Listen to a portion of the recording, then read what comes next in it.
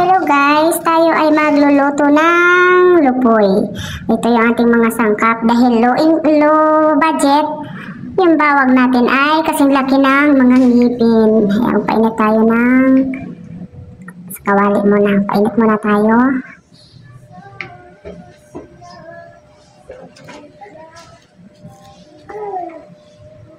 Ilalagay natin yung lupoy. Pag mainit na, kailangan natin siyang prituhin bago siya iluto.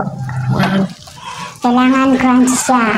Lutuin muna natin siya. Make sure natin na crunchy. Ayan. Ayan. Sarap niyan.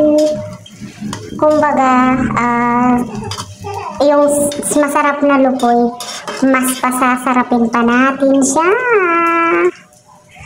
Yan. O diba guys? Kung wala kang budget, walang problema.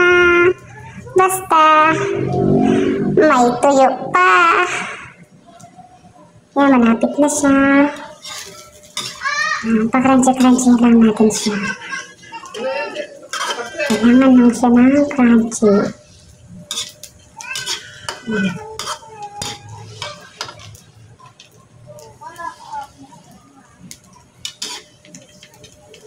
O diba? Malapit na siya.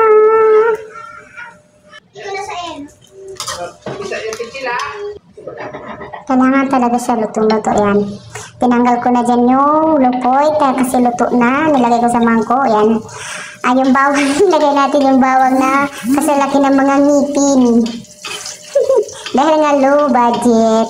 Yan na yung bawang natin. Nakaunti lang. Mag-isa lang natin siya. Okay na siya. Ayan. Kaya natin sibuyas.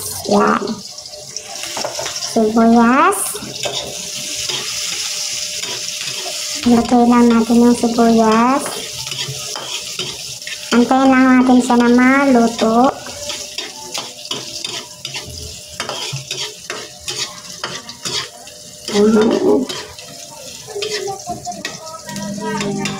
Kapag luto na yan, lalagyan natin siya ng kamatis.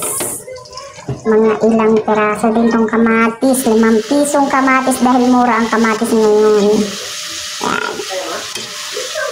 Kailangan lang natin siyang maluto yung kamatis. Kailangan madurog yung kamatis para masarap siya. Yan, lagyan natin